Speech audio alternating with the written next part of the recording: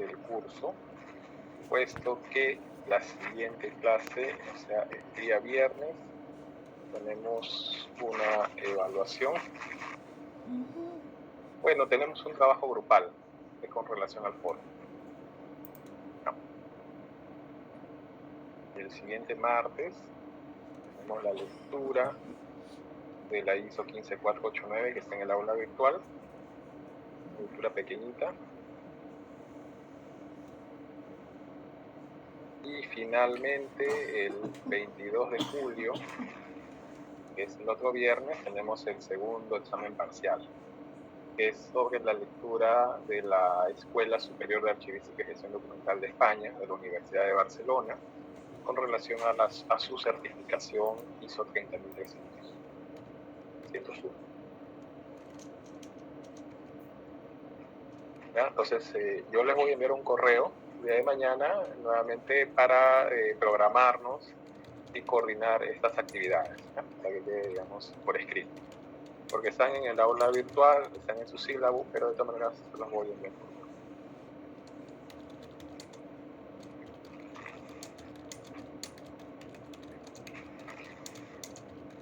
Entonces, tenemos un tema demasiado ambicioso para hoy, según el sílabo, pero antes quisiera hacer un feedback, un recordatorio con ustedes en relación a la clase anterior, que es sobre seguridad, sistema de gestión de seguridad de la información, ¿sí? Hemos dado apenas una pincelada de lo que implica un sistema de gestión de seguridad de la información.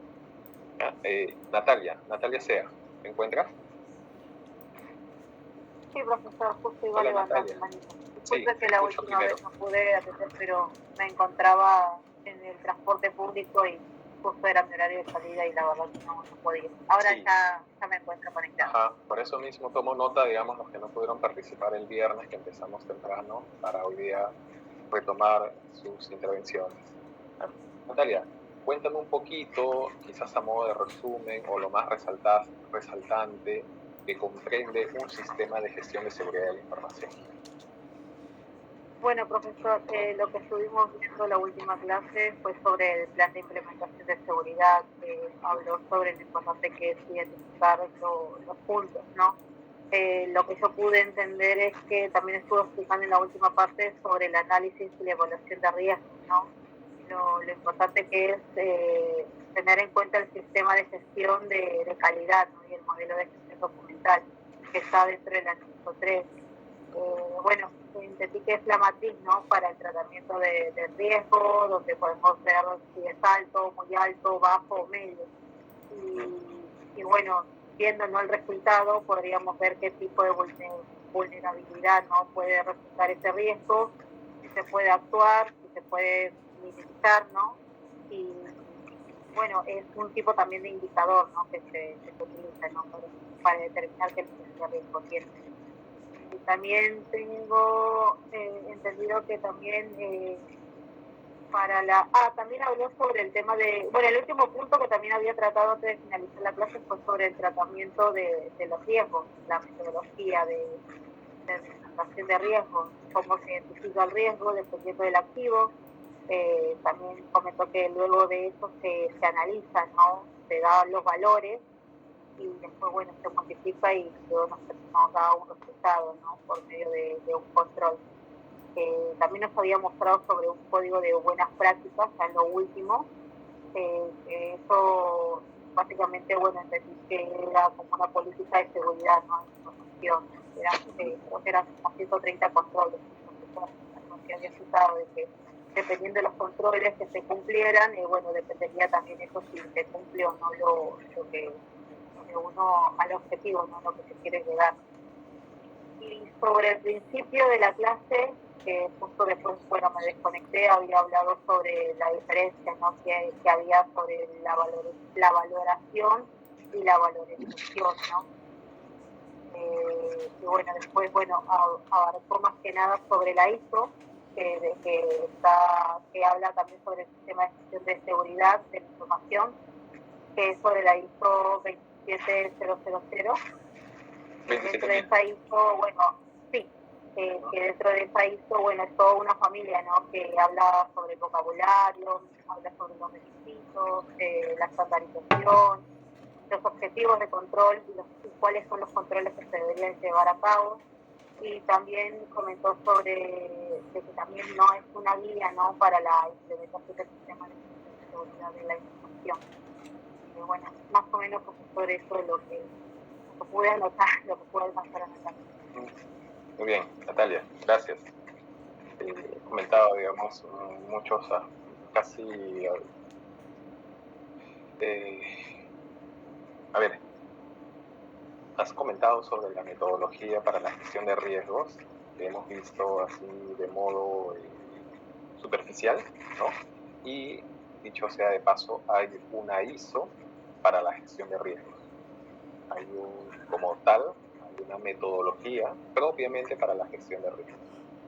Y aquí hay que hacer una precisión, que la metodología para la gestión de riesgos cuenta con una ISO, ¿sí?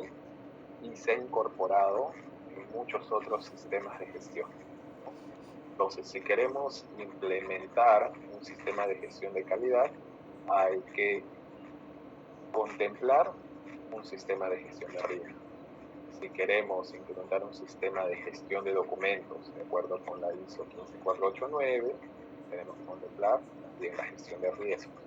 Si queremos implementar un sistema de gestión de seguridad de la información, ¿qué debemos hacer? También considerar la gestión de riesgos. ¿Qué nos dice eso?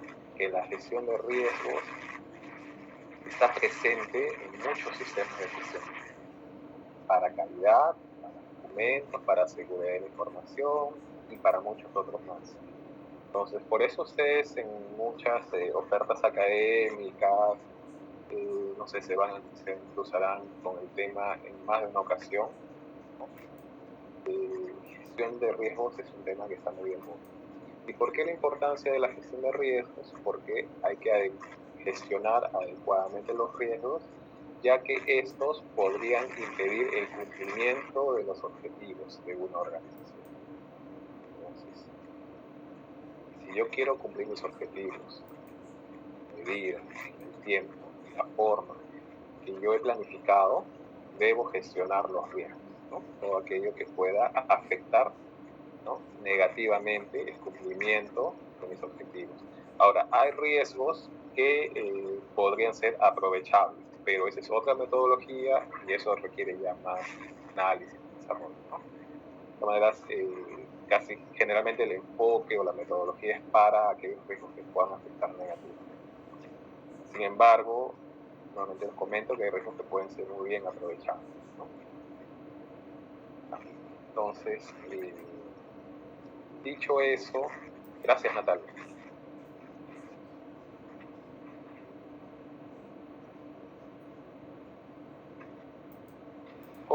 Jorge Gómez. ¿Encuentra Jorge Gómez? Profesor, disculpe, ¿le podría hacer una consulta? Ay, sí, perdón. Jorge, espérame un instante. Paso con Natalia. Natalia, cuéntame. De acuerdo. Sí. Profesor, consulta. En la parte del plan, en el tercer punto, dice efectuar el gap, el análisis de la brecha. No sé si eso me podrá explicar después. Lo que pasa es que esta parte justo me desconecté y no quería... Vamos a ver. Pero después, profesor, disculpe la interrupción. Disculpe.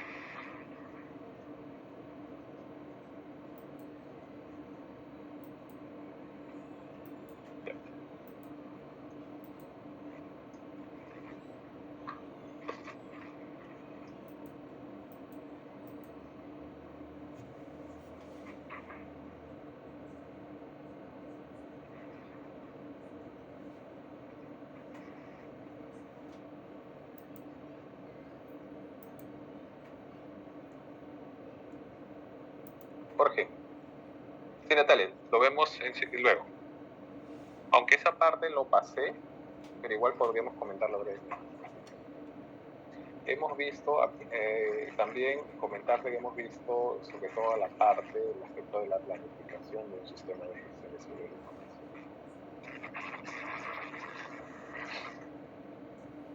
Jorge.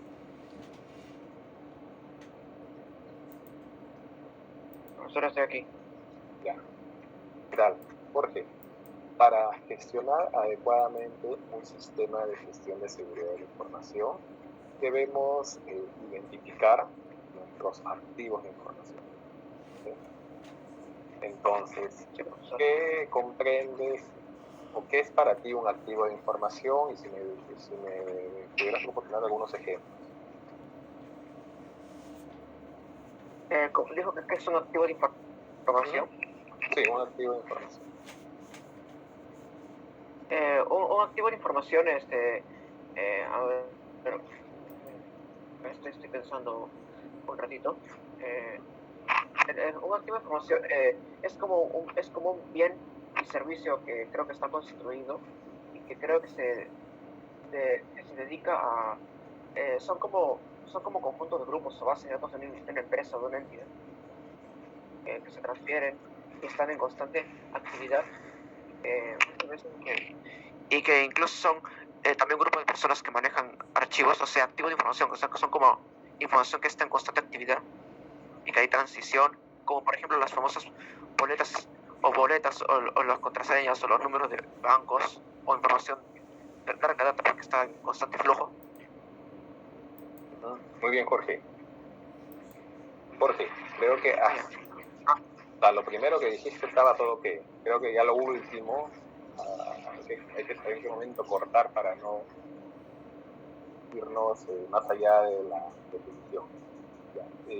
Jorge, y para todos, un activo de información en la definición más amplia es todo aquello que la organización le confiere valor, ¿no? Entonces es todo aquello que almacena y gestiona información. ¿No? Acuérdense que para las normas técnicas las definiciones suelen ser bastante generales, ¿no?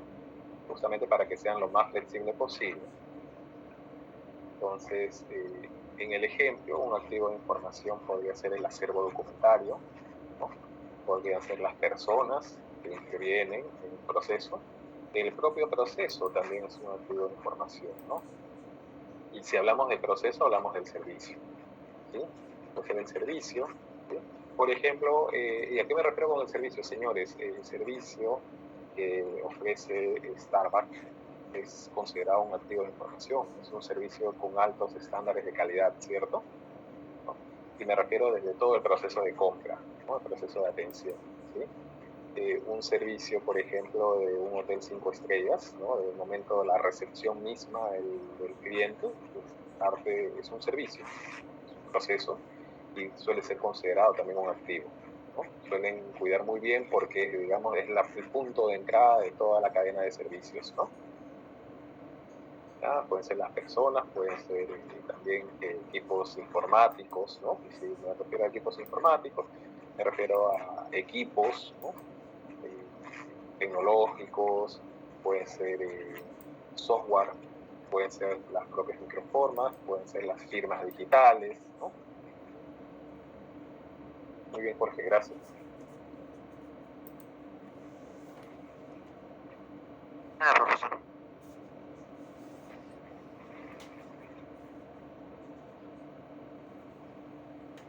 Gracias, Jorge Amachi.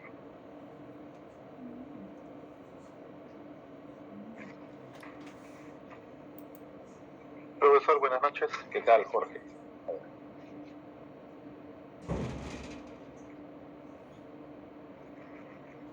¿Por qué es importante definir el alcance del sistema de gestión de seguridad de la información?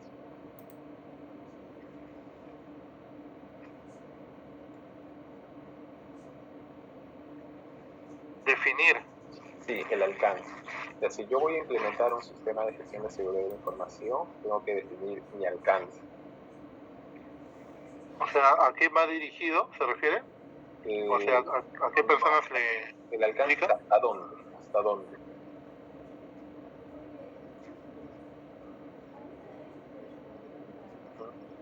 Y tanto para un sistema de gestión de calidad, para un sistema de gestión documental, para un sistema de gestión de seguridad de la información, yo tengo que definir el alcance del sistema. Con respecto al sistema de gestión, sea de calidad, sea de gestión de documentos, sea de seguridad de información, yo tengo que definir mi alcance. ¿Por qué es importante definir el alcance? ¿O qué implica? ¿Qué comprende?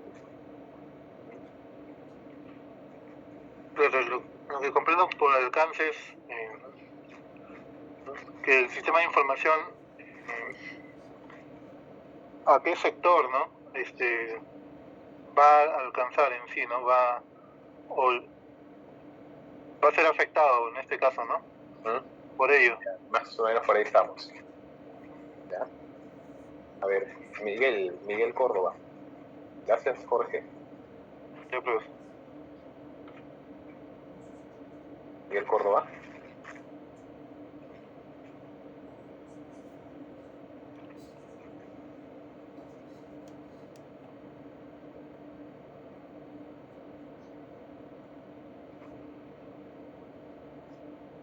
Miguel Córdoba se encuentra en clase.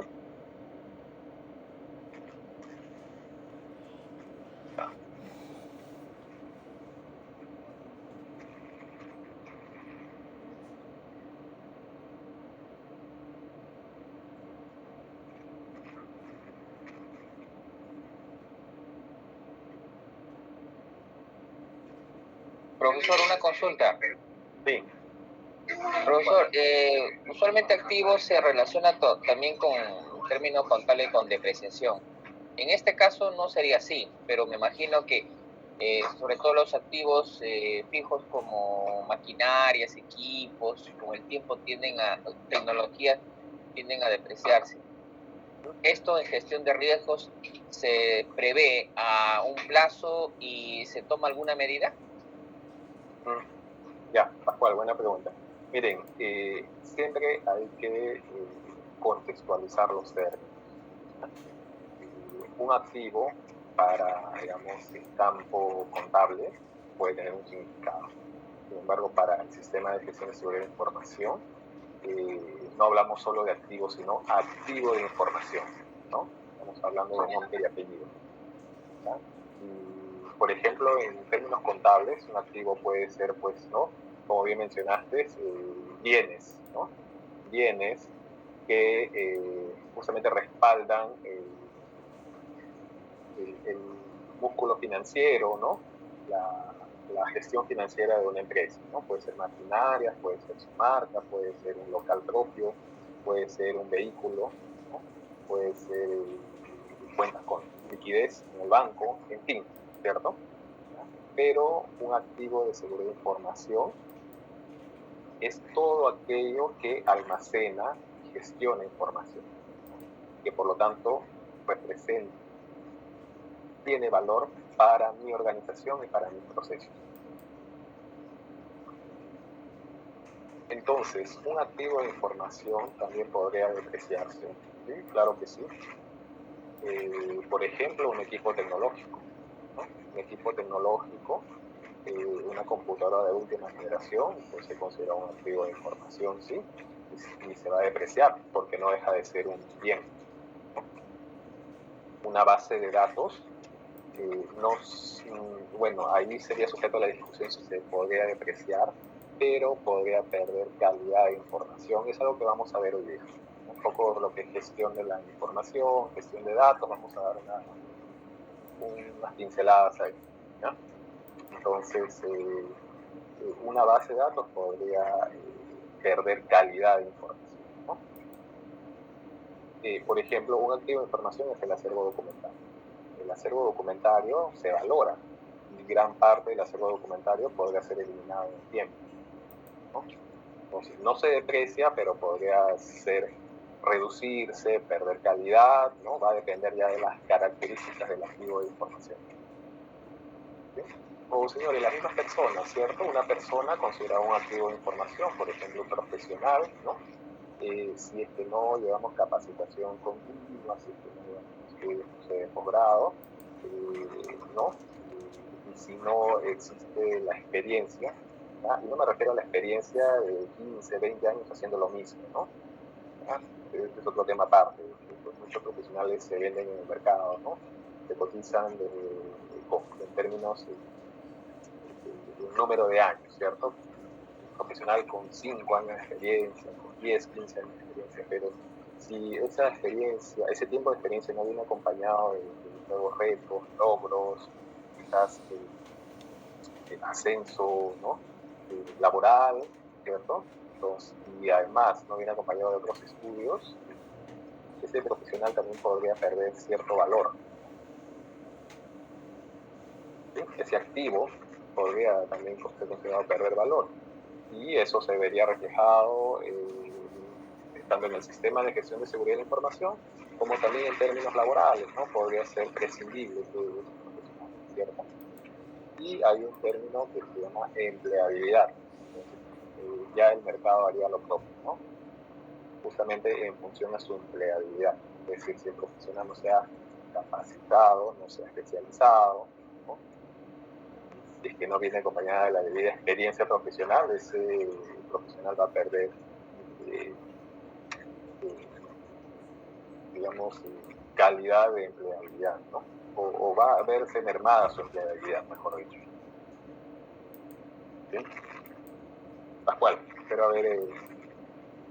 Sí, profesor. Ok, muchas gracias.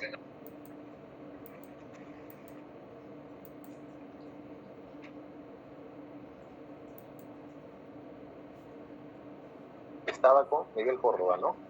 Ya, Miguel Córdoba no está.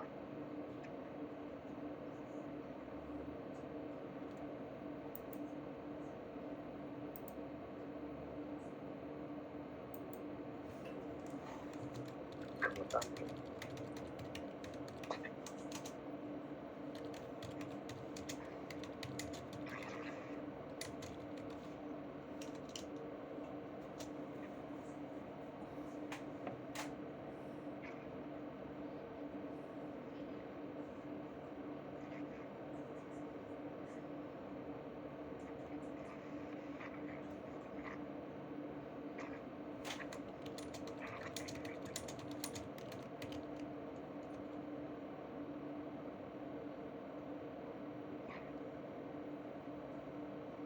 César Campos, ¿se encuentra César Campos?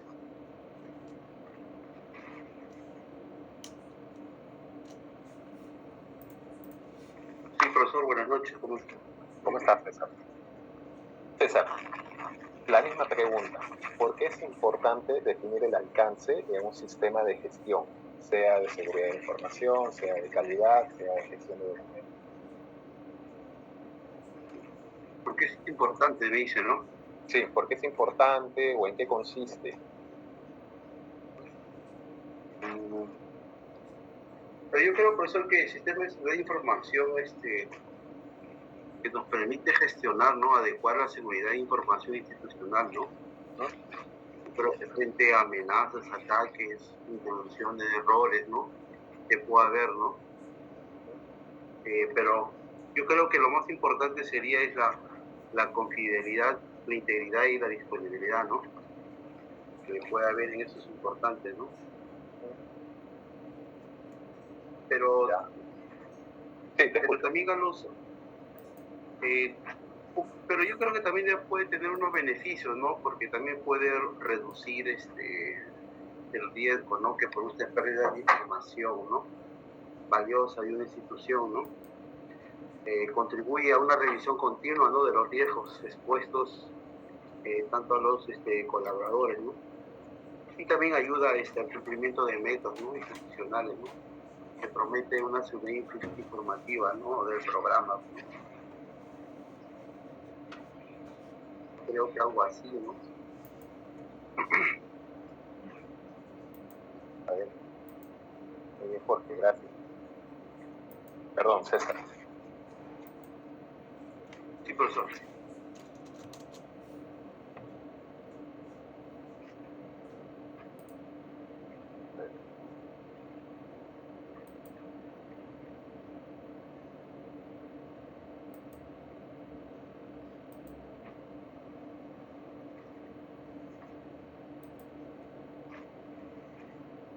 Se ven en pantalla, ¿no?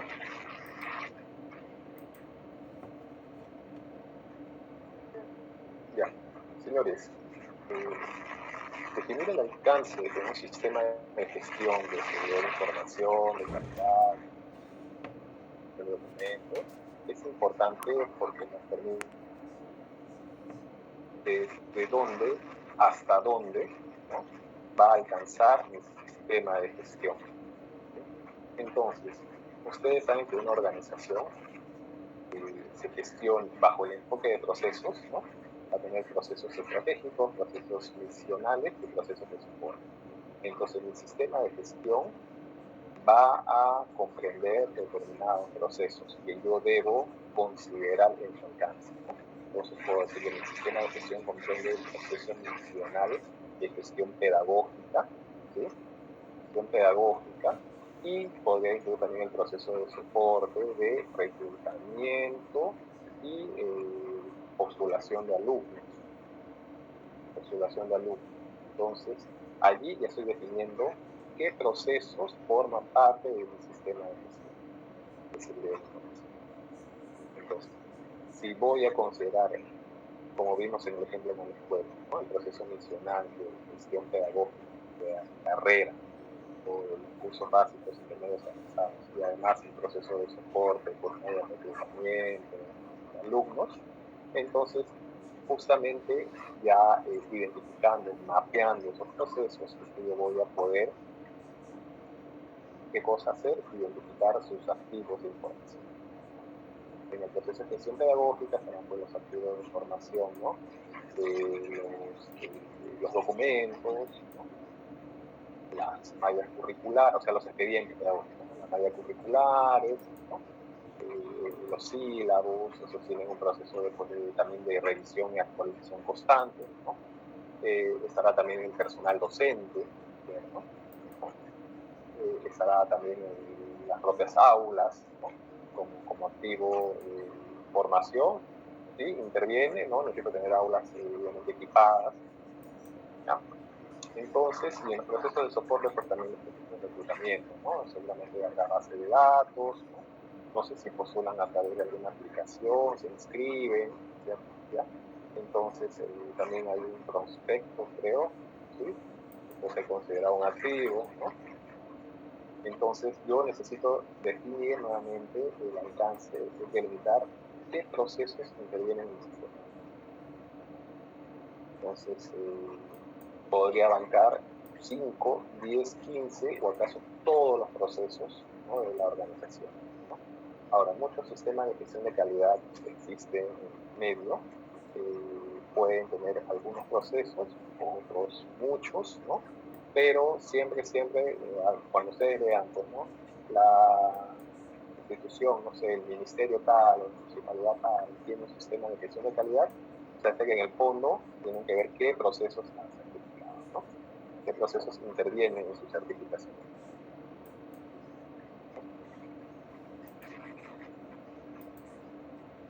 Así, por ejemplo, les comento, hay una universidad muchos años atrás que creo que era una de las primeritas que tenía un sistema de gestión de calidad, ¿ya? Y se vendía así como tal, ¿no? Tenemos un sistema, la única que cuenta con un sistema de gestión de calidad, y resulta que su alcance, ¿no?, el alcance de su sistema, que comprendía dos procesos de soporte, ni siquiera los misionales, ¿ah?, que son la razón de ser de la organización, sino dos de soporte, que son comunes en todas las universidades, ¿no? No sé, podría ser recepción, podría ser gestión de la infraestructura, ¿no?, gestión de seguridad de las instalaciones, ¿ya? Entonces, ¿tenía valor este sistema de gestión de calidad? No, porque nuevamente, tenía por alcance dos procesos de soporte, ¿no? Digamos, su valor era mínimo.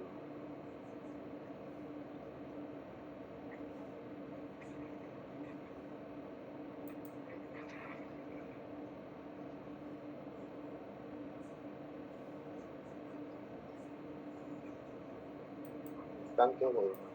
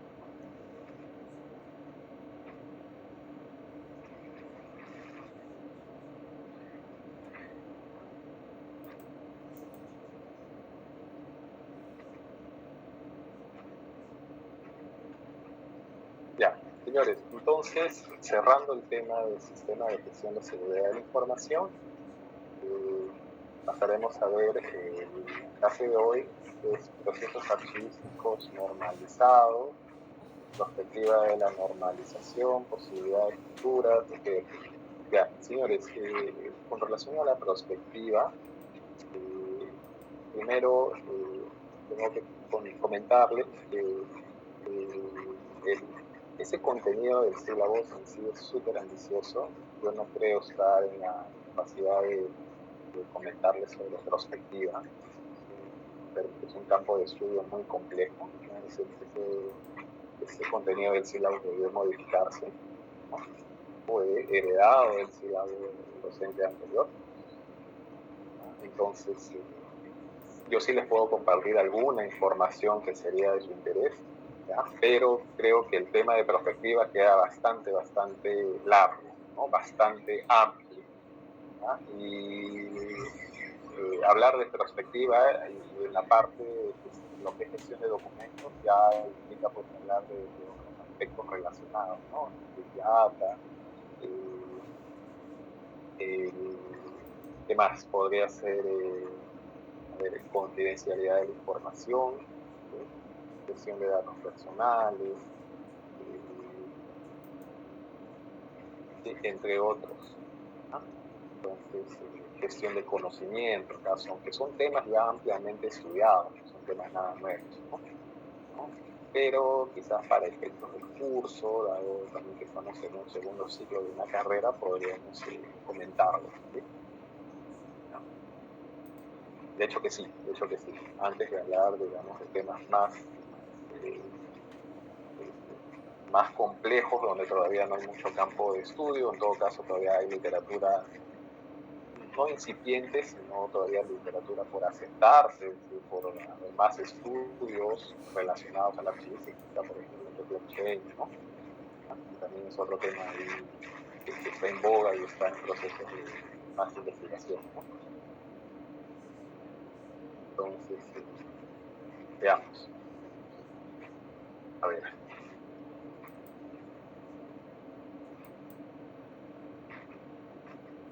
Ya, señores, ¿han escuchado el término perspectiva?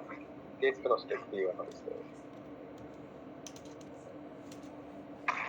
Quizás la definición de perspectiva o un ejemplo. Por favor, necesito sus comentarios, nombre y comentarios. Tomo nota.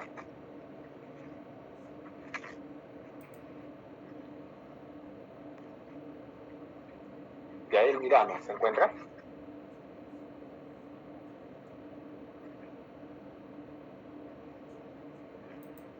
Yael Mirano.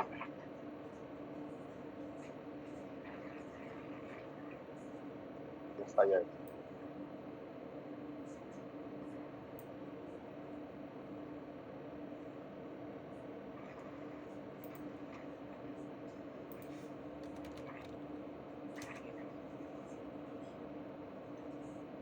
Sandra Herrera. Se retiró, profesor, ella se retiró de la clase. Muy bien, gracias. Rocío Gutiérrez. Rocío Gutiérrez.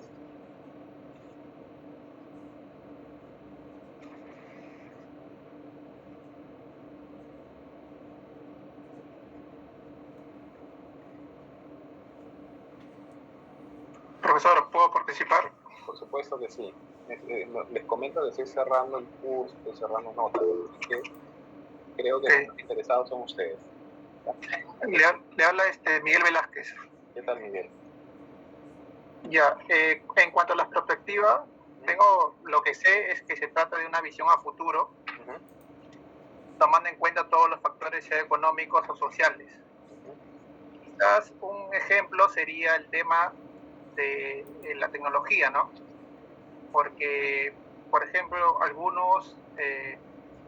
por ejemplo, el caso de Bill Gates, ¿no? En un momento él dijo que podría existir una pandemia, no tanto porque él,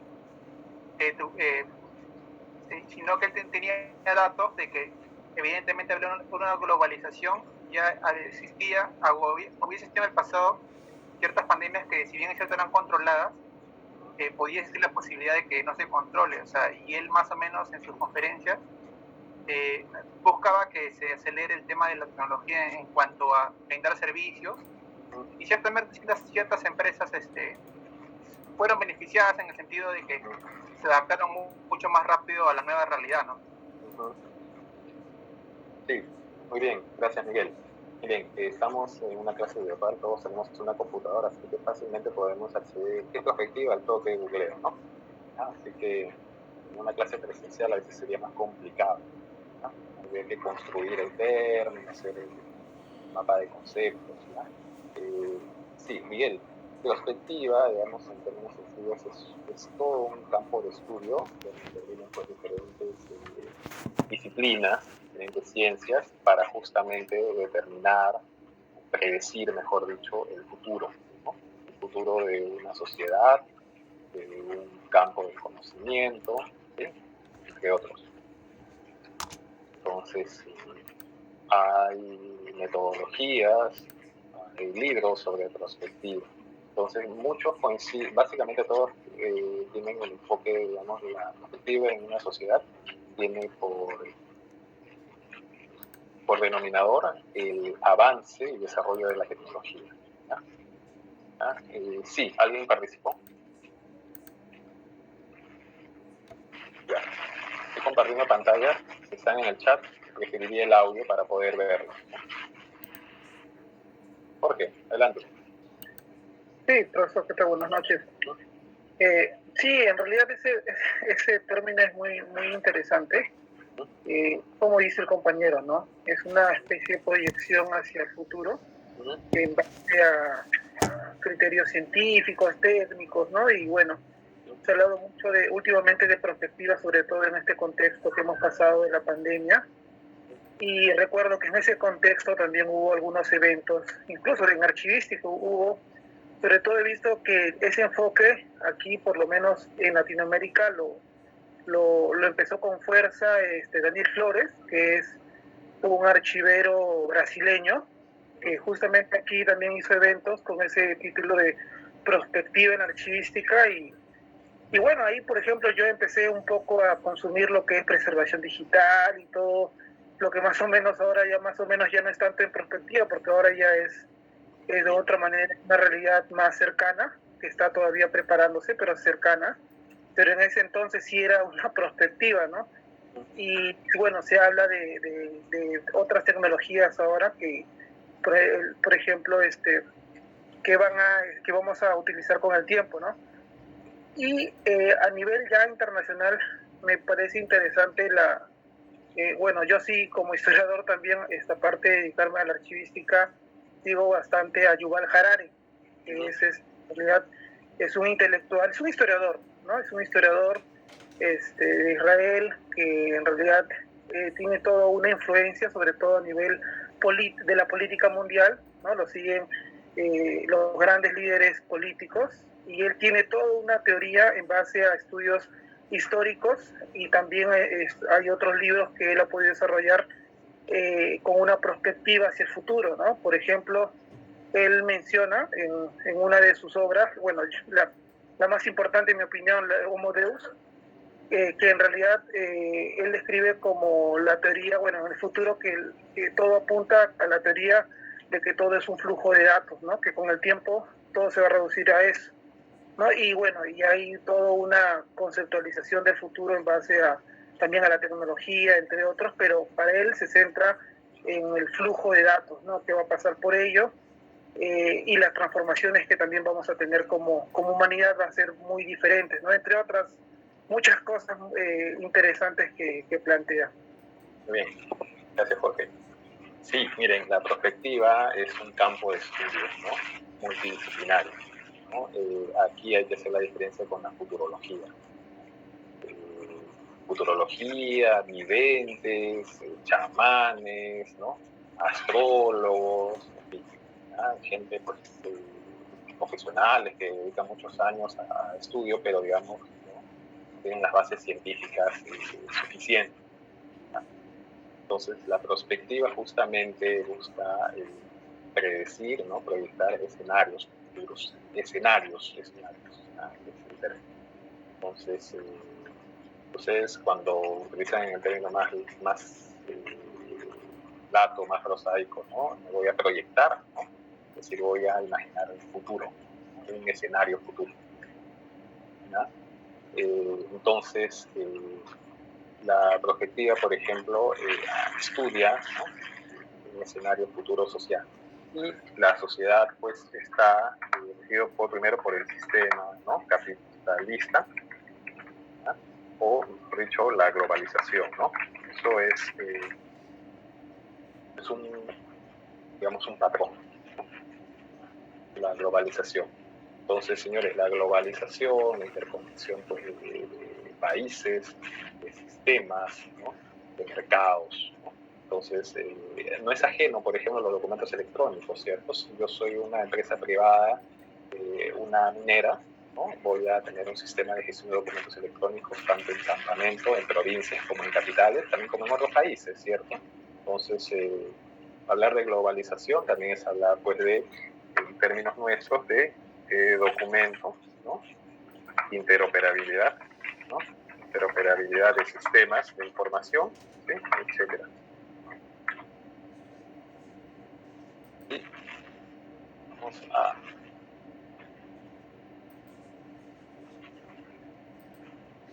vamos a también poner otro rasgo, otra característica, ¿no?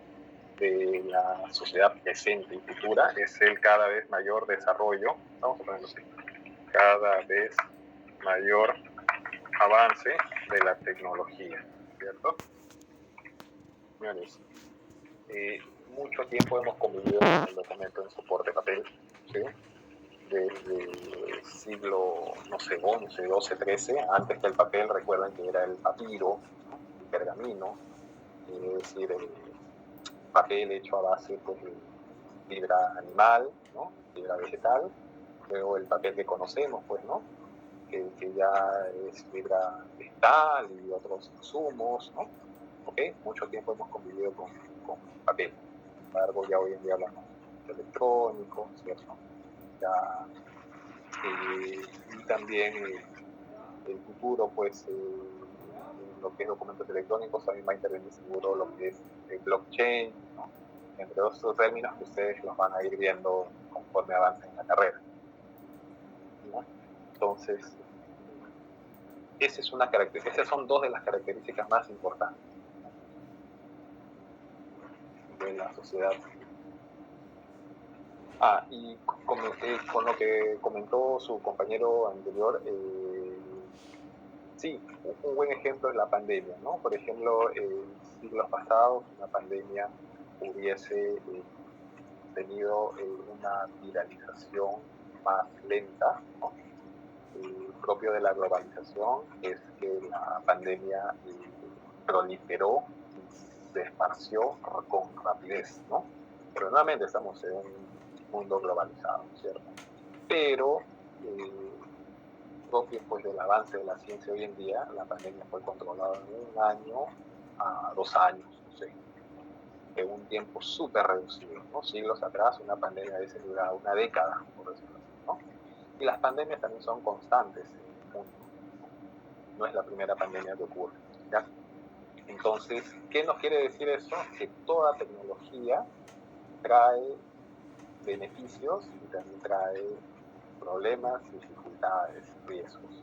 La tecnología no es buena ni mala, sino va a depender cómo se use, y trae beneficios, trae avances, trae logros, pero también trae dificultades, trae problemas a una sociedad, ¿no? Entonces, la globalización trae beneficios, pero también trae problemas. Por ejemplo, fue base para la proliferación de la materia, ¿no? Para que esto se esparciera con rapidez en el mundo. Pero justamente con la globalización hubo cooperación internacional, o hubo, pues, farmacias transnacionales, ¿no? Laboratorios, convenios, ¿no? Suscritos con rapidez para justamente combatir, para financiar investigaciones y combatir la pandemia.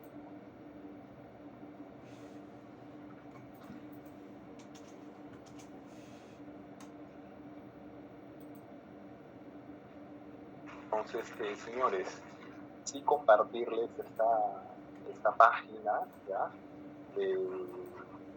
Son congresos nacionales de archivo y documento electrónico celebrados en España, componentes tanto españoles como de otros países, donde desarrollan temas de actualidad archivística y que para nosotros, para nuestro medio, por estar en la región, son temas que podrían ser algo avanzados, ¿ya? Y les comparto pantalla, ¿ver?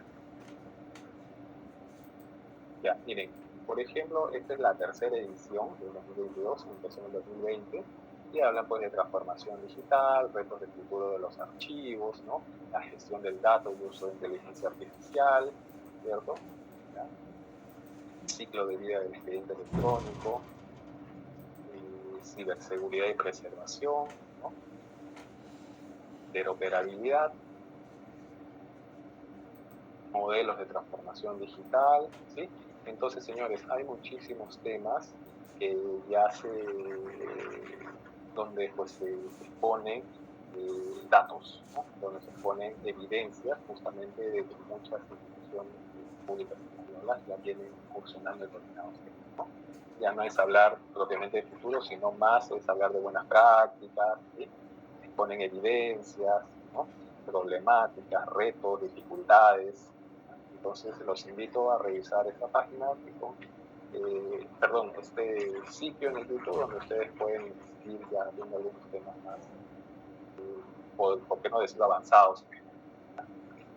Profe, ¿podría compartir el link, por favor? Gracias. Sí. ¿Ah? Ahora, este es del 2022, ustedes podrían empezar con la primera edición. ¿Ah? Está en la clase, igual los comparto por aquí.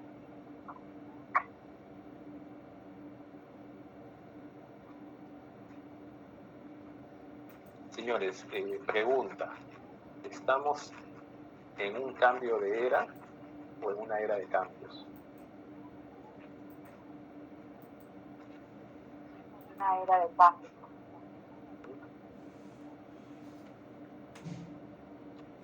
¿Alguien que quiera o que esté a favor del cambio de era?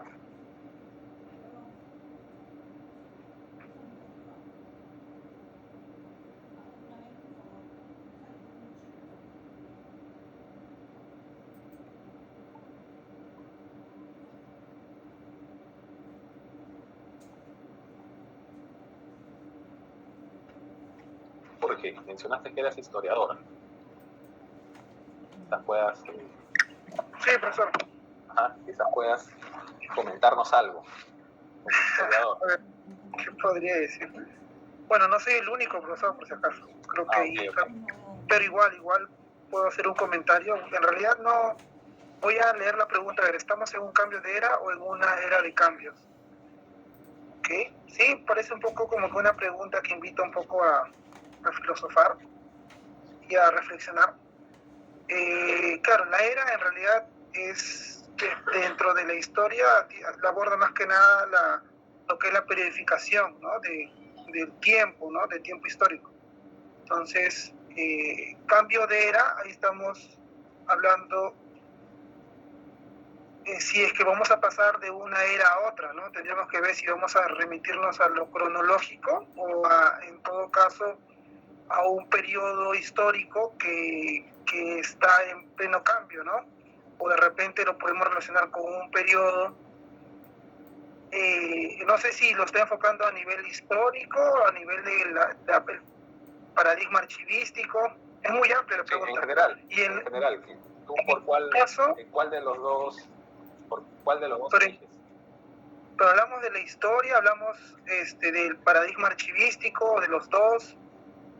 En general, ¿por cuál de los dos apuestas? Yo diría que dos en distintas... Veamos lo social, lo macro. Lo macro. Yo creo que el tema de la pandemia, en cierta manera, podemos decir de que la era está cambiando, ¿no? Pero si nos remitimos a la era, estaríamos refiriéndonos a un centenar de años.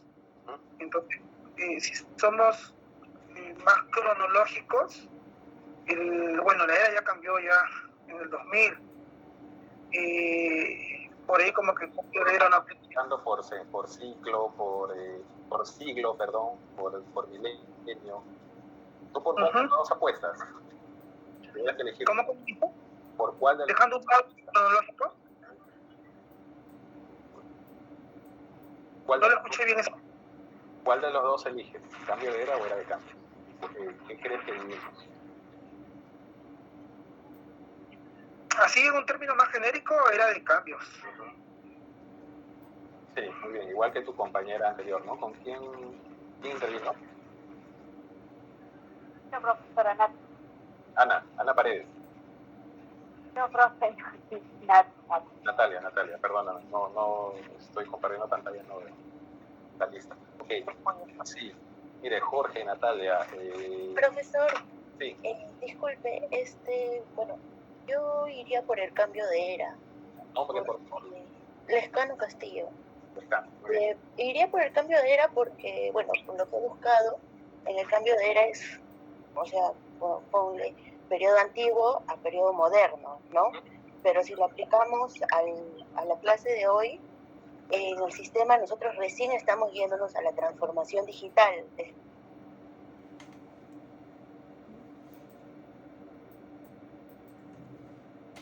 Cambio sería lo actual, pero no con un cambio significativo, como es un cambio de era. Más o menos algo así lo entiendo yo. Sí, me estoy confundiendo. Sí, gracias, Ricardo. Miren, has dicho algo, bueno, has hecho una acotación, hemos sido a lo específico. Tú mencionas que estamos en un cambio de era porque estamos a partir de, yo lo entiendo así, ¿no? Que a partir de la obligatoriedad de la implementación del modelo de gestión documental,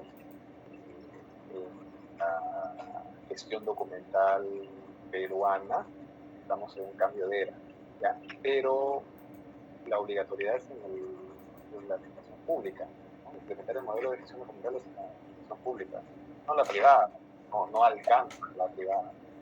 Y hablar de cambio de era, muchas veces los cambios sociales toman años, muchas veces suelen a veces ser imperceptibles también en el tiempo, ¿no?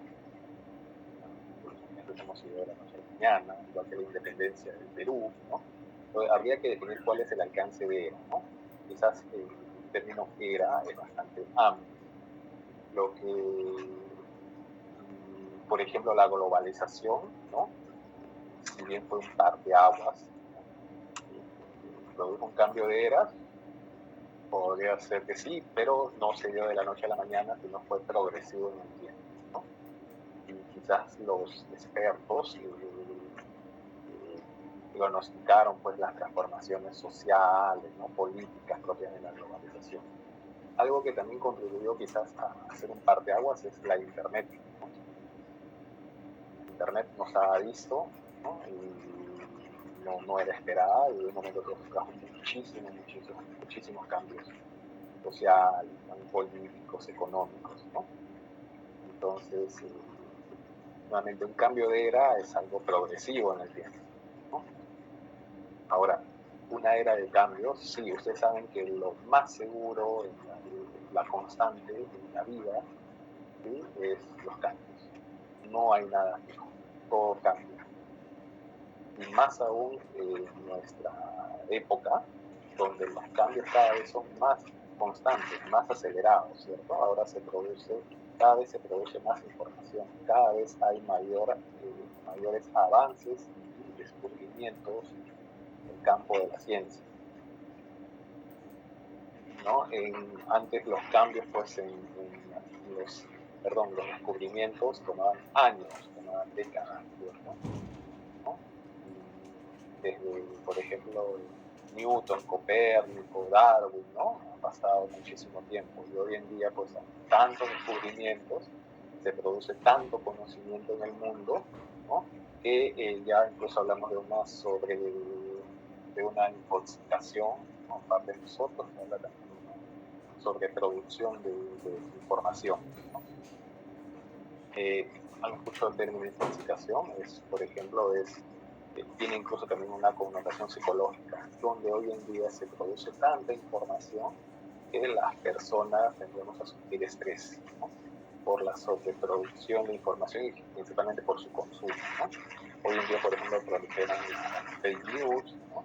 Y nadie está ajeno justamente a sufrir, padecer estas noticias falsas o dudosas, ¿no? Entonces, intoxicación son aquellas personas que pues, muchas veces consumen información en exceso, ¿no? Y a estas las sobrepasan. Por ejemplo, un síntoma es a veces cuando estamos suscritos a Patreons, a servicios, no sé, de diarios digitales, pagamos, no sé, servicios de información, ¿no? Y muchas veces no tenemos el tiempo para consumirlos y lo que solemos hacer es guardarlos, ¿no? Tenemos una lista de favoritos o de me gustas y andamos guardando la información. O sencillamente la compartimos porque ya no tenemos el tiempo de consumirlos, ¿no? Entonces, nosotros como usuarios de información, ya en algún momento hemos sufrido intoxicación, ¿no? Y esto sobre todo se ha dado pues en campañas políticas, ¿no? En la primera, segunda vuelta, ¿cierto? Hubo una intoxicación, hubo un estrés por el exceso de información política, ¿no? Propia de la incertidumbre de la entrada de conciencia. Entonces, hoy en día, nuevamente estamos, sí, pues yo al menos en lo personal, me inclinaría por la era de cambios, ¿no? Cada vez los cambios en el mundo son más acelerados justamente por la sobreproducción de información y de investigación científica.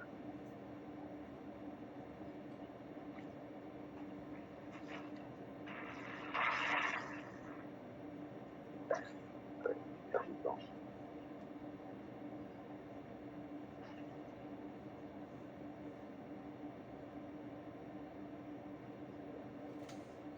Señores, hemos escuchado el término Big Data, ¿cierto? Alguien que nos comente qué es un poco de Big Data, que entiende por Big Data. ¿Sí? Voluntarios, por favor. Es un término que está presente en las redes, en la televisión, en los medios de comunicación y de información. Gladys Lescano. Sí, profesor. Gladys, ¿has escuchado el término Big Data? De hecho que sí. ¿Qué entendemos por Big Data? Sí, lo he escuchado. Perfecto. Bueno, si lo partimos así la palabra. ¿Ya? Sí, empecemos por ahí. Sería pues, ¿no? Algo grande, ¿no? Estamos hablando de datos grandes, o sea, una agrupación de datos. Y bueno, yo creo que tontamente lo relacionaría con... Hay un libro, 1864, como que habla sobre el Gran Hermano, que manejaba la información, pues, ¿no? A grandes rasgos y solo dejaba poco para... algo así. Y bueno, el Big Data ahorita, pues, en la actualidad se maneja en la ciencia de la información,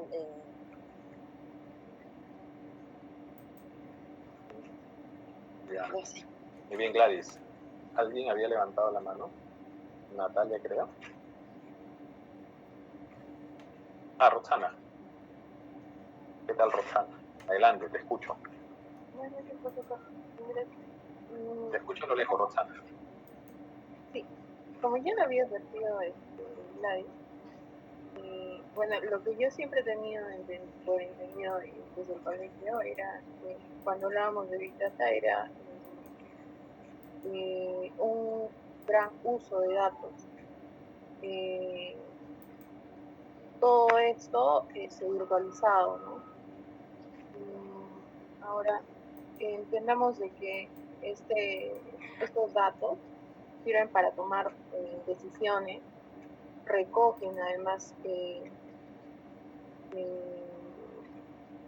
propuestas de negocio, también tenemos lo que diríamos el lado oscuro de la Big Data, el tratamiento de datos personales, información sensible. También las entidades públicas manejan grandes bases de datos. Entonces, para mí, Big Data es eso, el manejo masivo de datos y que día a día crece, ¿no? Muy bien, Roxana. Yael, adelante. Buenas noches, profesor. Disculpe que no pude responder hace rato, no podía activar mi micro. De acuerdo a este tema, yo también estoy de acuerdo de que puede ayudar bastante a las empresas, ya que, por ejemplo, en una empresa que vende alimentos, pueden hacer como unas predicciones, quizás en qué épocas de años vender tal producto, opinión de clientes o las devoluciones. Con todos esos datos que se han reunido pueden hacer mejorar la empresa e incrementar las ventas también, por favor. Muy bien, un instante.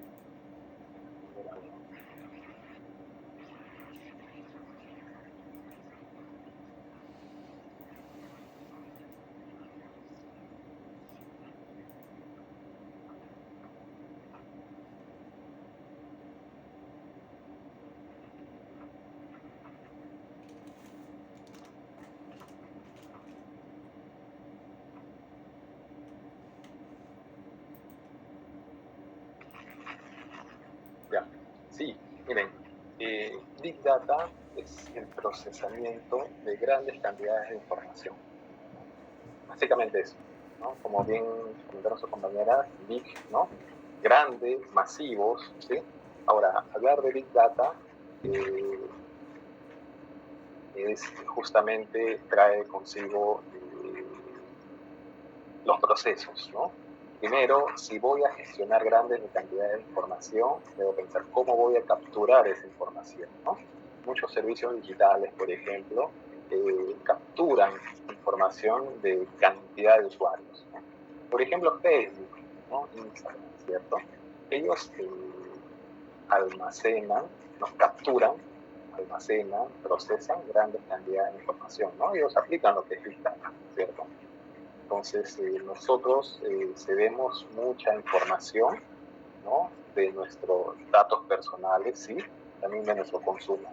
Y ellos pueden establecer patrones, proyecciones, predecir comportamientos, ¿no?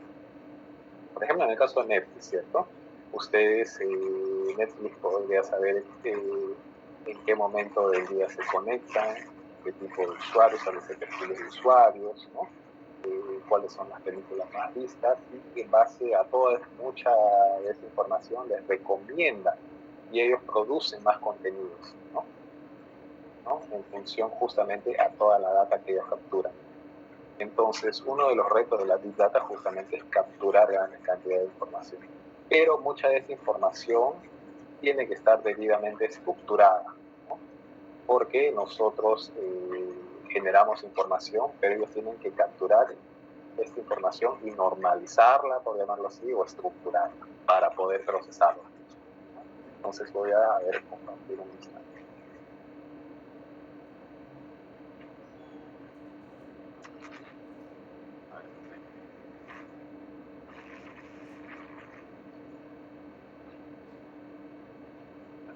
Señores, por ejemplo, miren, este es un modelo de ciclo de vida de los datos. Sí se ve, ¿cierto? Por ejemplo, por captura se emplean sistemas, ¿no? Se emplean sistemas de recogida de información, ¿cierto? Las aplicaciones. Nosotros cuando damos sí acepto a los términos y condiciones de una aplicación, muchas veces estas aplicaciones acceden a nuestro historial de navegación, acceden a nuestros datos personales, ¿cierto? Acceden a información que pueda recoger nuestra cámara, nuestro GPS, ¿cierto? El tipo de celular que usamos, entre otros, ¿no? Y son a veces, son cuestiones técnicas, ¿no? Y nosotros, ¿por qué otorgamos justamente el acceso? Para que ellos nos puedan brindar un mejor servicio, ¿no? Más personalizado. Ese es el gancho de la carnada. Dame más datos tuyos, datos personales, datos de tu consumo, de tu comportamiento, para a cambio ofrecerte un servicio más personalizado, ¿no?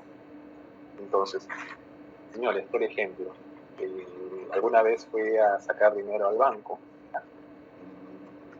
al cajero.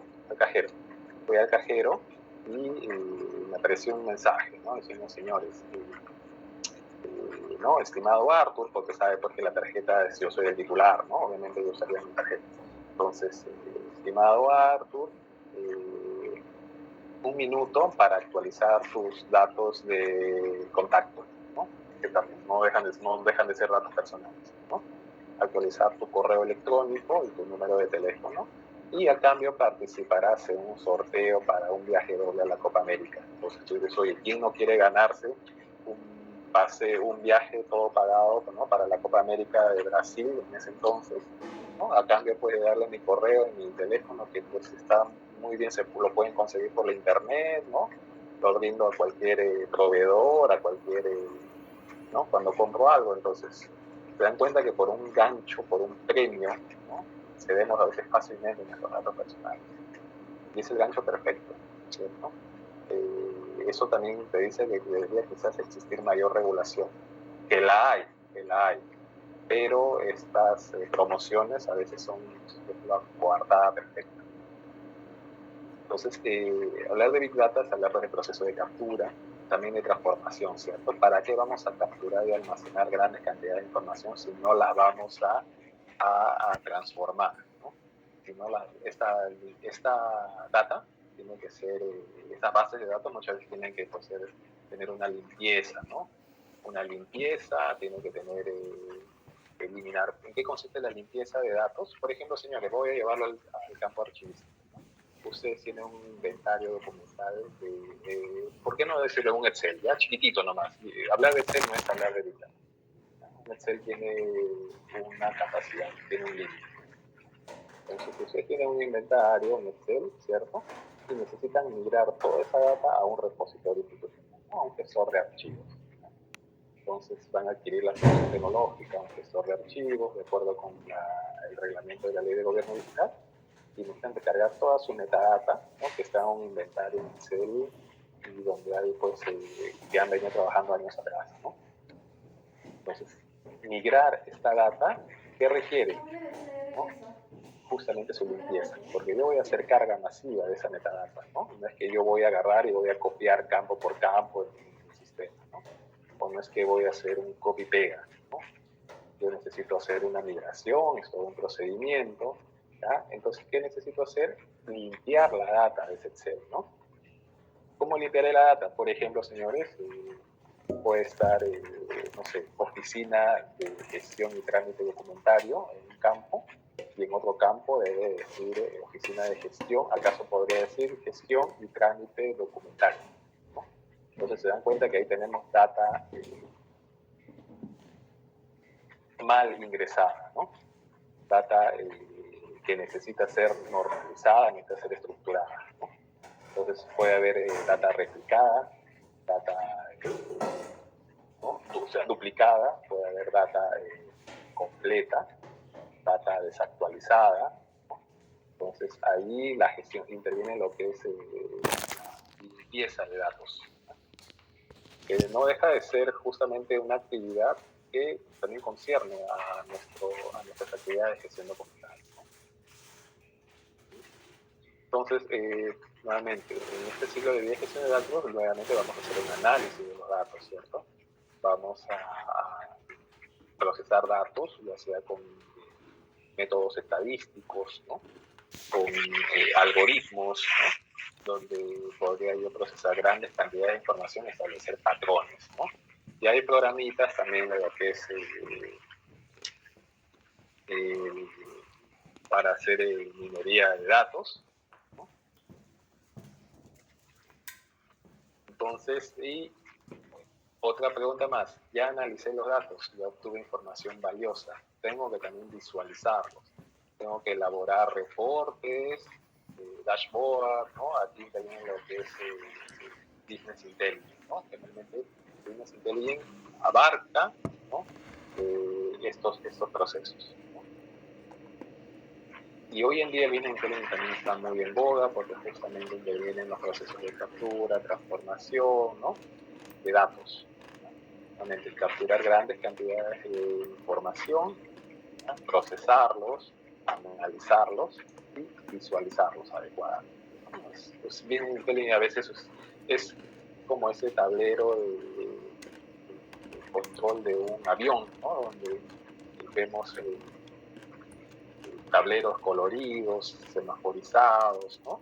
Y detrás de esos reportes bien interactivos, ¿no? bien visuales, hay todo un trabajo, ¿no? Especializado. Entonces, la Big Data también tiene 5, por decirlo así, 5 principios, ¿no? O 5 características para hablar de Big Data, ¿no? Algunos digan que son 8, ¿no? Pero estos son los 5 principales. En lo Big Data es procesar grandes volúmenes de información, ¿no? Por sistemas que justamente procesen esa información a grandes velocidades, ¿no? Manualmente no voy a procesar esa información, ni voy a hacer una suma en Excel, ¿no? Sino el sistema será súper veloz en procesar esa información. La variedad de datos, ¿cierto? Big Data no es, por ejemplo, tener un inventario con nombre y fecha, ¿no? Necesito yo tener bastantes datos variados para poder cruzarlos entre sí, ¿no? Y poder también aplicar ciertos algoritmos. Que la data también tenga un valor, ¿cierto? Quizás voy a tener que deshacerme o no capturar cierta información porque no me aporta valor a mi sistema de gestión de información, ¿no? Por ejemplo, en un sistema de información, por ejemplo, Uber, le piden ciertos datos y recoge cierta información de ustedes, pero otra no. Entonces, justamente es la recogida de datos que aportan valor a mi negocio, ¿no? Y la veracidad de los datos, ¿no? Que estos datos sean veraces, que no sean falseados, ¿no? Que no sea data corrupta. Entonces, estas son las 5 características de la Big Data. Señores, en el caso de un documento de archivo, un documento electrónico, como vimos en la ISO 15489, como decía, que un documento electrónico, para que sea considerado fidedigno, debe ser auténtico, fiable, íntegro y disponible, ¿cierto? Estas 4 características nos dice la 15489 para la gestión de datos. Para que un documento sea fidedigno, tiene que ser auténtico. ¿Esto es igual a veraz? Un documento debe cumplir la característica de veracidad, un documento de archivo. Pregunta.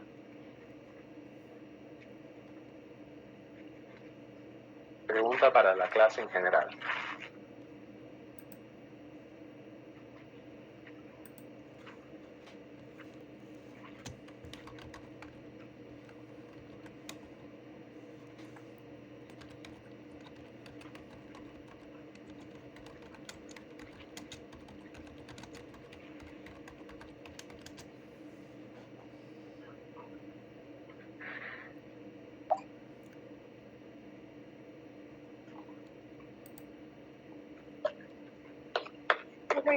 ¿Podría repetirnos la pregunta, por favor? Sí.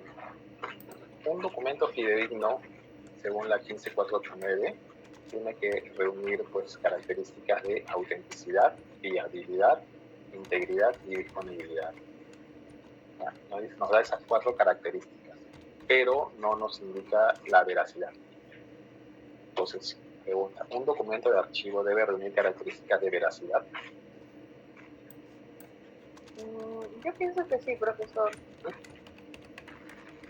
Pero hablando necesariamente, por ejemplo, ¿no? Si tengo un documento de archivo propio, no necesariamente dentro del contenido del mismo, y es mío, voy a poner datos 100% reales. Por ejemplo, al crear un cuento, ¿no?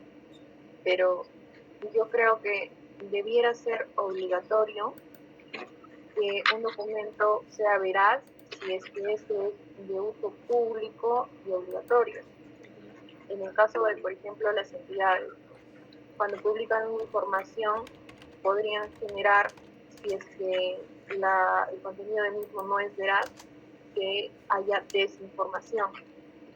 Entonces, podría haber responsabilidad administrativa, ¿no? Sí. Claro, porque estamos presentando información falsa, ¿no? no veraz. Sí, entonces, respondiendo específicamente a la pregunta, no todos los documentos de archivo debieran ser veraces, pero sí los que son de obligatorio cumplimiento, cuando son de mandato legal, cuando principalmente son producidos por una entidad pública, ¿no? Muy bien, gracias. ¿Tu nombre es, perdón? Roxana, profesor. Ah, ya, Roxana. Sí, alguien levantó la mano. Sí, profesor. Bueno, en complementación de lo que menciona la compañera, bueno, estoy de acuerdo, ¿no?, con lo que dice y con lo que se ha enfocado más en los documentos que genera la entidad, ¿no? Y de estos documentos, obviamente se entiende que si es de la administración pública, son, de otra manera, son veraces, se puede presumir o en todo caso la entidad pública lo puede hacer. Pero en el caso, por ejemplo, de los documentos que recibe la administración pública por parte de los ciudadanos cuando presentan para un trámite, se tiene que también asumir que son veraces por un principio, ¿no? De acuerdo a la LEPAG, a la Ley de Procedimiento Administrativo General, se tiene que asumir que son veraces, salvo que haya un procedimiento que de repente, ante alguna evidencia o denuncia, pueda ponerse en cuestionamiento su veracidad. En ese sentido, bajo ese principio, claro, se asumiría, pero no necesariamente se tiene que dar porque es veraz, pues, ¿no? Hay un riesgo de todas maneras de que no lo sea. Muy bien, gracias Jorge, gracias Roxana. Sí, miren, la ISO 15489 no cuestiona la veracidad de un documento, ¿no? Por ejemplo, el modelo de gestión documental para la recepción, emisión, despacho de un documento, ¿no? Se debe identificar porque el documento esté completo, ¿no? O sea, que esté íntegro, que el documento sea auténtico, es decir, que sea firmado por quien dice ser, o sea, que sea producido por quien dice ser, ¿no? En el momento que indica. Entonces, ya la veracidad es un análisis de contenido, ¿cierto? Entonces, la ISO prescinde de esta característica, ¿no? La veracidad ya implica justamente al procedimiento, un análisis posterior, ¿cierto? Ya en el marco del proceso específico al que pertenece se determinará la veracidad, ¿no? En función a las evidencias y corresponde a los procesos administrativos, ¿cierto? Entonces, un documento puede tener información falsa, imprecisa, ¿no? Inexacta. Por ejemplo, mucha información que se comparte en las memorias anuales, en reportes estadísticos, en proyectos legislativos, puede tener información no veraz o dudosa o incompleta, ¿cierto? ¿No? Los discursos presidenciales, a veces donde puede haber información justamente favorable, ¿no? O estos proyectos de ley, ¿cierto? ¿No? Entonces, la gestión documental, por ejemplo, no hace un análisis de veracidad, ¿no? O incluso no determina si es plagio. Eso ya es otro proceso. Es otro proceso. ¿Ah? Entonces, ahí vamos haciendo un poco las conexiones con lo que es gestión documental, ¿sí?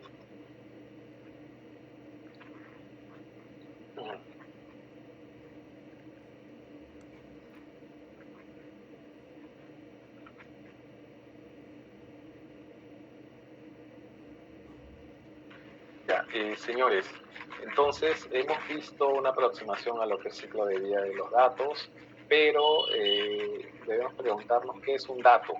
¿Qué es un dato? ¿Qué es información? ¿Qué es conocimiento? ¿Ya? Hemos hablado mucho de lo que es Big Data, ¿no? Big Data, pero ustedes hay una pirámide de lo que es gestión del dato, ¿no? Dato, en el sentido más amplio, ¿no? Podría ser un carácter, ¿no? Podría ser un carácter. Vamos a ponerlo así, ¿no? Un dato, ¿no? Un dato, carácter es una palabra, ¿no? Es un dato. Por ejemplo, puede ser 18, ¿no? Puede ser 18.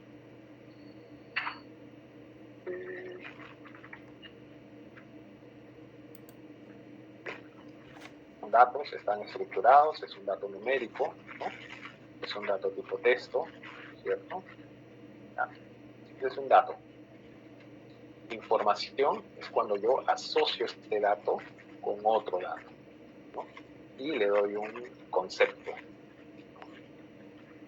Lo puedo contextualizar. Por ejemplo, información es saber que Roxana tiene 18 años y este es su número de teléfono. Y hablar de conocimiento también es hablar de información, pero es información que yo interiorizo. Entonces, en conocimiento intervienen ya las personas. En información están los sistemas. Los sistemas de información pueden capturar información, ¿no? Más, pueden almacenar datos, cruzo los datos, ¿no? Cruzo los datos, los proceso, los correlaciono, ¿no? Y obtengo información, ¿ya? Pero analizo esa información y puedo elaborar conclusiones, puedo generar conocimiento, ¿no? Por ejemplo, Roxana, 18 años, ¿no? Entonces, tiene 18 años, este es su número de teléfono, ¿no? Puedo aquí, pues, este conjunto de esa información, ¿cierto? Saber que Roxana tiene 18 años y este es su teléfono, ¿no? Que Roxana consume, ¿no? Consume, a ver, ¿qué podría ser? Redes sociales, ¿ya? Facebook. Utiliza Facebook, ¿no? Ahí Instagram, TikTok, ¿ya? Es información. ¿Información de quién? De una persona, ¿no? Y justamente conocimiento es cuando ya intervienen las personas, generan conclusiones, aprendizaje. Por ejemplo, señores, un profesor, ¿no? Un profesor a veces como parte, pues, estoy hablando de un profesor ahí conocido, ¿no? Conocido en el medio, ¿no? Empezaba sus intervenciones diciendo pues que los archiveros almacenan, custodian grandes cantidades de información. Como la información es poder, son los hombres más poderosos de la administración pública. Pero pregunta, si esa información no la usas adecuadamente, si no le confieres un valor, ¿no? Si no la aprovechas, la información no deja de ser sencillamente información, sin ningún valor. Dicho el ejemplo de otra manera, mire, yo puedo tener una biblioteca de astrofísica, ¿cierto? Tengo muchísima información que heredé pues, de mi hermano, pero si yo no entiendo ni michi de esa información de astrofísica, sencillamente no genero conocimiento o no incorporo más conocimiento al que pueda tener, ¿cierto? Entonces, en conocimiento intervienen las personas, en conocimiento ya hablamos de modelos de gestión de conocimiento, ¿no? Que también es otro tema que va más allá de la gestión documental, ¿no? La gestión documental es una partecita de la gestión de la información y también en las organizaciones también se habla de modelos de gestión de conocimiento, ¿no? Y ya por sabiduría, pues algunas personas hablan, ¿no? Ya es otro concepto, quizás más elevado y es justamente en emplear el conocimiento de la forma más adecuada, en el momento adecuado, ¿no? Ya es un término que no corresponde a gestión de conocimiento. Entonces, para terminar, existen modelos de gestión de conocimiento, ¿no? El más conocido es de Nonaka y Takeuchi o algo así, ¿no? Este es uno de los modelos más empleados, más difundidos de gestión de conocimiento. Lo podemos ver en la siguiente clase, ¿no? Donde intervienen tanto la información como las personas, ¿no? Y también los documentos, los vamos a ver más en la siguiente clase. Bien, señores, paso lista de inmediato. Marden Aguirre.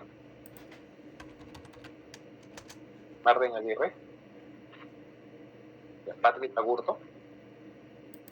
Presente, profesor. Buenas noches. Jorge Amachi. Presente, profesor. Buenas noches. Michelle Anchelia. Presente, profesor. Buenas noches. Elisa Ángeles. Buenas noches, profe. Presente. Marden está levantando la mano, profe. Disculpe. Stuart Aparicio. Presente, profesor. Buenas noches. Stuart Aparicio. Buenas noches, Stuart. Víctor Atúncar. Víctor Atúncar. Víctor Beldi. Señor profesor, muy buenas noches. Víctor Atúncar no está. Carol, buen día.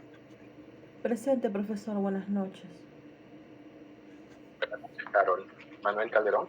Presente, profesor. Buenas noches. Roberto Calla. Presente, profesor. Buenas noches. Roberto. César Campos. Buenas noches, profesor. Presente. Pedro Caprizano. Pedro Caprizano. Ya, no está. Miguel Córdoba. Buenas noches, profesor. Presente. Buenas noches, Miguel. Nelly Espino. Buenas noches, profesor. Buenas Presente. noches, Nelly. Jorge Gómez. Jorge Gómez, sí intervino. Buenas noches, profesor. Presente. Rocío Gutiérrez. Rocío Gutiérrez. Buenas noches, profesor. Presente. Buenas noches, Rocío. Sandra Guerrera, retirada, ¿no? Ya, Sandra Guerrera no está. John Guamaní. Buenas noches, profesor. Presente. Gladys Lescano. Buenas noches, profesor. Presente. Buenas noches, Gladys. Yael Mirano. Presente, profesor. Buenas noches. Catherine Muñoz. Presente, profesor. Buenas noches. Catherine. Juan Obando. Buenas noches, profesor. Presente. Buenas noches, Juan. Y Jonathan Pajuelo. Presente, profesor. Buenas noches. Ana Paredes. Presente, profesor. Buenas noches. Buenas noches, Ana. Gerson Parodi. Presente, profesor. Buenas noches. Buenas noches, Gerson. Profesor, disculpe, Pedro Capristano presente. Buenas noches, Pedro. Sí, profesor, presente. Disculpe. Sí, buenas noches, Pedro. Ángel Quispe. Ángel Quispe. Profesor, se ha retirado el ciclo. Se ha retirado el ciclo, gracias. Pascual Ramos. Presente, profesor. Buenas noches. Buenas noches, Pascual. Ya. Lisbeth Ramos. Buenas noches, profesor. Presente. Buenas noches, Lisbeth. Jorge Sarmiento, presente. Está. Alex Segura. Alex Segura. Alex. Luis Simón. Luis Simón. Gonzalo Suárez. Profesor, buenas noches. Luis Simón, disculpe, se me colgó el micro. Gonzalo Suárez, ¿está? Buenas noches, presente. Buenas noches, Gonzalo. Kiara Tirado. Buenas noches, profesor. Presente. Miguel Velázquez. Buenas noches, profesor. Presente. Buenas noches, Miguel. Giacomo Vieira. Presente, profesor, buenas noches. Buenas noches, Giacomo. Alan Zavala. Profesor, buenas noches. Presente. Buenas noches, Alan. Natalia Sea. Aquí, profesor. Buenas noches. Presente. Roxana Zuni. Buenas noches, profesor. Presente. Buenas noches, Roxana. Muy bien, señores. Entonces, tenemos un ejercicio para Melissa Ángeles. Profesor, disculpe que le interrumpa, pero me pareció ver en el aula virtual que el control de lectura sale para el 17 de julio, pero el 17 es domingo. No me queda claro si es que ese día va a estar habilitado la prueba o se resuelve hasta el 17 de julio. ¿Control o el foro? A ver. El control, el foro creo que está habilitado hasta este viernes a las 5, pero el control de lectura en la semana 18 sale control de lectura 17 de julio del 2022 sobre la ISO 15489.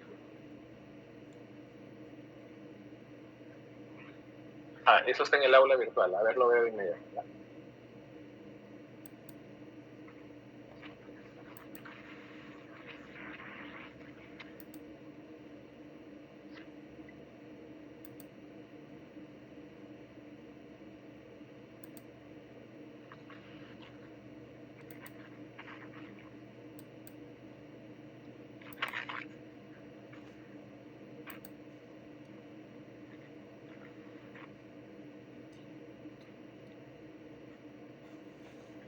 Ya, mencionaste la semana control de lectura del 17 de julio.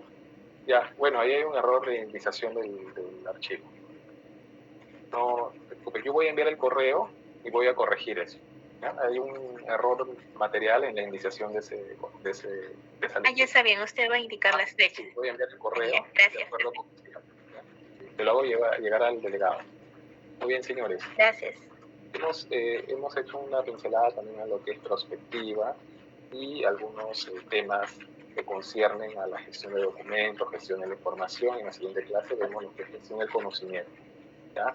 Procesos artísticos normalizados los van a ver en sus respectivos cursos, tanto de organización como de descripción, ¿no?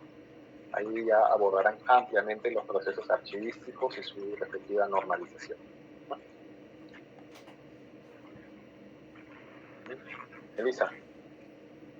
Sí, profesor, disculpe, una última pregunta. Al inicio de la clase también usted dijo de que esto que está dejando en el foro se va a exponer el viernes, pero me pareció escucharle que dijo que era en grupo, o sea... No, es individual. Es individual, ¿verdad? Ah, ya, sí. ya está bien, será discutido en clase de forma aleatoria. Ah, usted va a elegir quién habla en ese momento. Sí, así es. Ajá, de forma aleatoria se va a discutir en clase. ¿Ya?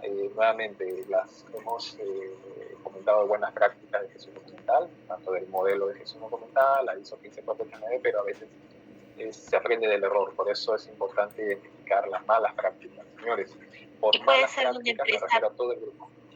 Puede ser privada, sin dar nombres, preferible si es que quieren sin dar nombres, ¿no? No creo que, digamos, trabajen en la organización tal y digan en mi organización pasa esto, ¿no?